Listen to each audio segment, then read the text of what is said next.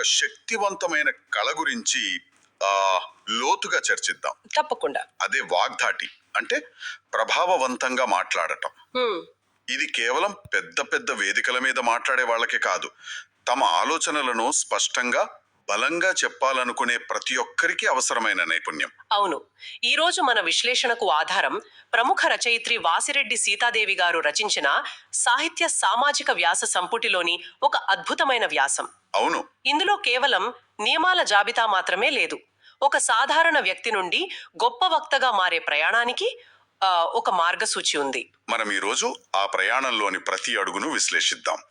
మన ఉద్దేశం కూడా అదే, మాటకున్న శక్తిని అర్థం చేసుకోవడం దగ్గర నుండి సభాకంపం, అదే ఆ వేదిక ఎక్కగానే మనల్ని పట్టుకునే ఆ భయాన్ని జయించడం వరకు మన సంభాషణ నైపుణ్యాన్ని ఎలా సానబెట్టుకోవాలో తెలుసుకోవడం. సరే, మొదలు పెడదాం. అయితే మొదటి ప్రశ్న, అసలు మాటకు అంత శక్తి ఎందుకుంది?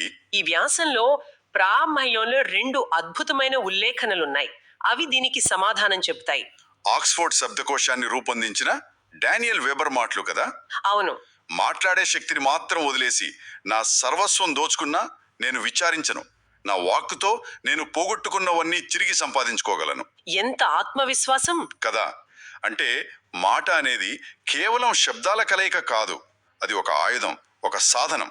ఖచ్చితంగా ఒక సాధనం. అలాగే ప్రపంచ ప్రఖ్యాత రచయిత జోసెఫ్ కాన్రాడ్ నాకు బలమైన శబ్దం ఇవ్వు, నేను ఈ ప్రపంచాన్నే ఊపేస్తాను అన్నారు. ఈ వ్యాసం చెప్పేది ఏమిటంటే, ఈ వాక్యే మానవుణ్ణి ఇతర ప్రాణుల నుండి వేరు చేసింది, మనల్ని రాతి యుగం నుండి నేటి అనుయోగానికి తీసుకువచ్చింది, ఆలోచనలకు రూపమిచ్చింది. సరిగ్గా చెప్పారు. అందుకే మనిషిని మనీషిగా మార్చే సూత్రం వాక్యే. నిజమే. అయితే ఇక్కడే ఒక పెద్ద ప్రశ్న వస్తుంది. మాట్లాడటం మనందరికీ వచ్చు, కానీ కొంతమంది మాత్రమే అంత ప్రభావవంతంగా మాట్లాడగలుగుతారు. అవును. అంటే ఈ కళ కొందరికి పుట్టుకతోనే వస్తుందా, లేక మనలాంటి వాళ్ళం కూడా ప్రయత్నిస్తే సాధించవచ్చా? ఇది చాలా మంది మదిని తొలిచే ప్రశ్న. ఈ వ్యాసంలో దీనికి చాలా స్పష్టమైన సమాధానం ఉంది. ఏంటది? ఇది కేవలం పుట్టుకతో వచ్చే వరం కాదు. కృషి, సాధన, పట్టుదల ఇవుంటే ఎవరైనా గొప్ప వక్తలు కాగలరు. ఎవరైనా సరేనా? అయితే అందరూ విన్స్టన్ చర్చిల్ కాలేకపోవచ్చు. ఏ రంగంలోనా జగత్ప్రసిద్ధులు కొందరే ఉంటారు కదా. కానీ ఒక మంచి ప్రభావవంతమైన వక్తగా మాత్రం ప్రతి ఒక్కరూ మారగలరు. ఇందుకు ఉదాహరణలుగా Abraham Lincoln, Roosevelt, Winston Churchill వంటి మహావక్తలనే ఈ వ్యాసంలో పేర్కొన్నారు. అవును. వాళ్ళు కూడా మొదట్లో ఎన్నో ఇబ్బందులు పడి ప్రేక్షకుల అపహాస్యానికి గురయ్యారని చదివినప్పుడు నాకు చాలా ఆశ్చర్యం వేసింది. అవును. ముఖ్యంగా చర్చిల్ అనుభవం మనందరికీ ఒక పాఠం. ఆయనే స్వయంగా చెప్పుకున్నారు. ఏమని? ఎన్నోసార్లు జనం ముందు ఇబ్బంది పడ్డాను, నత్తిగా మాట్లాడానని నవ్వారు, దాంతో నాలో పట్టుదల పెరిగింది అని. గొప్ప వక్తను కావాలని నిర్ణయించుకున్నాను, చాలా శ్రమించాను అని కూడా చెప్పారు. మాట్లాడగల శక్తి అందరికీ ఉంది, దాన్ని నేను సానబట్టాను అన్నారు. అదే, చివరకు అనుకున్నది సాధించాను అని చెప్పుకున్నారు. ఇక్కడ ఆసక్తికరమైన విషయం ఏమిటంటే, ఆయన గొప్ప వక్తగా ప్రపంచవ్యాప్తంగా గుర్తింపు పొందాక కూడా అవును, ప్రతి ప్రసంగానికి ముందు అద్దం ముందు నిలబడి సాధన చేసేవారట. అంటే ఇది ఒక నిరంతర ప్రక్రియ. ప్రతిభ ఎవరిలో ఎలా దాగి ఉందో చెప్పలేం, కానీ దాన్ని బయటకు తీసుకురావడానికి సాధన తప్పనిసరి. సరిగ్గా చెప్పారు. సాధనతో పాటు మనం ఎంచుకునే మార్గం కూడా ముఖ్యం. అవును. కొత్తగా ఈ రంగంలోకి వచ్చేవారు చేసే ఒక పెద్ద పొరపాటు అనుకరణ. ఓ అవును. గొప్ప వక్తలను చూసి వారిలాగే హావభావాలు పలికించటం, వారిలాగే గొంతు మార్చి మాట్లాడటం. కానీ చాలా సృజనాత్మక రంగాల్లో ముందు అనుకరించు, ఆ తర్వాత నీ సొంత శైలిని కనుక్కో అని సలహా ఇస్తారు కదా. మరి ఇక్కడ అనుకరణ ఎందుకు ప్రమాదకరం అంటున్నారు? స్ఫూర్తికి చౌకబారు అనుకరణకు మధ్య తేడా ఏమిటి? మంచి ప్రశ్న. చూడండి, స్ఫూర్తి పొందడం వేరు, గుడ్డిగా అనుకరించడం వేరు. ఒకరి ఆలోచన విధానం నుండి, వారు వాడే తర్కం నుండి స్ఫూర్తి పొందవచ్చు. ఓకే. కానీ వారి యాసను, వారి నడకను, వారి హావభావాలను దొంగిలించకూడదు. ఎందుకంటే ప్రేక్షకులు చాలా తెలివైన వారు, దాన్ని వెంటనే పసిగట్టేస్తారు. వ్యాసంలో ఒక మంచి పోలిక ఉంది. అదే, అచ్చం గులాబీ పువ్వులా కనిపించే కాగితం పువ్వులో నిజమైన గులాబీ సుగంధాన్ని నింపలేం కదా. అసలే నకిలీయే. ఖచ్చితంగా. మనలా మనమున్నప్పుడే మనకంటూ ఒక ప్రత్యేకత, ఒక విశ్వసనీయత ఏర్పడతాయి. అంటే ప్రామాణికత, ఆథెంటిసిటీ చాలా ముఖ్యం. సరే, సాధన చేశాం, మన సొంత శైలిని కనుక్కోవాలని నిర్ణయించుకున్నాము. కానీ ఎంత సాధన చేసినా వేదిక మీద అడుగు పెట్టే ఆ క్షణం ఉంటుంది చూసారా, గుండెలో దడ, కాళ్లలో వణుకు, సభాకంపం. అదే సభాకంపం. ఇది ప్రసంగంలో ఎదురయ్యే అతిపెద్ద శత్రువు. దీన్ని ఎలా ఎదుర్కోవాలి? శత్రువు అనడం కన్నా ఒక సహజమైన ప్రతిస్పందన అనడం మేలు. రచయిత్రి చెప్పినట్లు 199 మందికి ఈ అనుభవం ఎదురవుతుంది. లింకన్, చర్చిల్ వంటి వారికేనా? అవును, వాళ్లే దీనికి గురైనప్పుడు మనం దీన్ని చూసి సిగ్గుపడాల్సిన పని లేదు. ఇది పిరికితనం కాదు. మరేంటది? ఇది మన శరీరం యొక్క ఫైట్ ఆర్ ఫ్లైట్ రెస్పాన్స్. మనం ఒక ముఖ్యమైన పని చేయబోతున్నామని మన మెదడు శరీరాన్ని హెచ్చరిస్తుంది, అంతే. అంటే భయం లేదా ఆందోళనను మనం ఒక శత్రువులా కాకుండా మన శరీరం మనకిచ్చే ఒక సిగ్నల్ లా చూడాలంటారా? ఖచ్చితంగా. దాన్ని భయంగా కాకుండా ఉత్సాహంగా, శక్తిగా మార్చుకోవాలి. నేను భయపడుతున్నాను అనుకునే బదులు నేను చెప్పబోయే విషయం గురించి ఉత్సాహంగా ఉన్నాను అని మనసులో అనుకోవాలి. కొన్ని టెక్నిక్స్ ఉన్నాయా? ఉన్నాయి. కొన్ని లోతైన శ్వాసలు తీసుకోవడం, ప్రేక్షకులలో స్నేహపూర్వకంగా కనిపించే ముఖాలను చూడటం వంటివి చేస్తే ఆందోళన తగ్గుతుంది. సరే, ఇది మన అంతర్గత పోరాటం. ఇక మన బాహ్య ప్రవర్తన విషయానికి వద్దాం. వేదిక మీద మన ప్రవర్తన, మన కూర్చునే విధానం కూడా ప్రభావం చూపుతాయంటారు. అవును, మనం మైకు దగ్గరకు రాకముందే మన ప్రసంగం మొదలవుతుంది. మన శరీర భాషతో. ఏవి చేయకూడని పనులుగా ఈ వ్యాసంలో పేర్కొన్నారు? కొన్ని ముఖ్యమైనవి: కుర్చీలో అటు ఇటు ఊగడం, ఒకే వైపు చూడటం, లేదా నేల చూపులు చూడటం.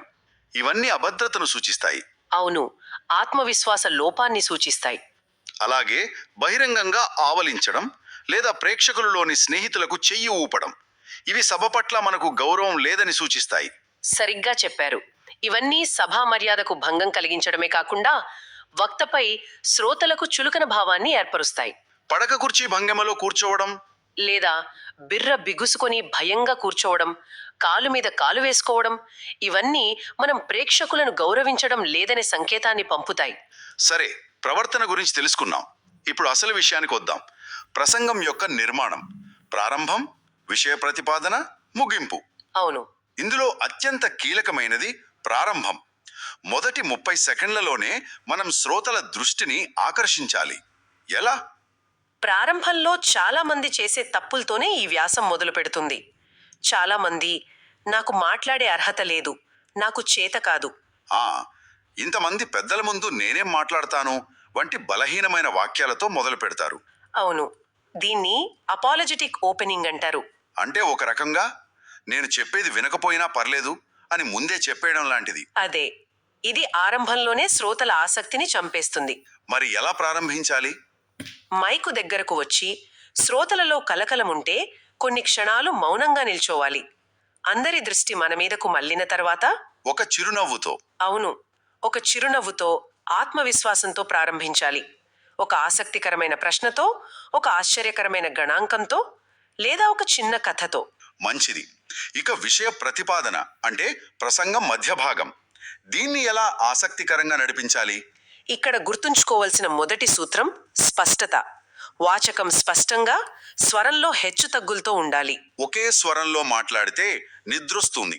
అవునవును, మధ్య మధ్యలో చమత్కారాలు, సూక్తులు వాడటం మంచిదే. కానీ చెప్పిన సూక్తి ఎవరిదో ఖచ్చితంగా తెలిసి ఉండాలి, పొరపాటు పడకూడదు. అలాగే స్వోత్కర్ష గురించి కూడా హెచ్చరించారు. నేను, నా అంటూ. అది శ్రోతలకు విసుగు తెప్పిస్తుంది. ప్రసంగం మన గురించి కాదు, శ్రోతల గురించి. వారికి ఉపయోగపడే సమాచారం అందించడమే మన లక్ష్యం. మరి శ్రోతలు చప్పట్లు కొడితే?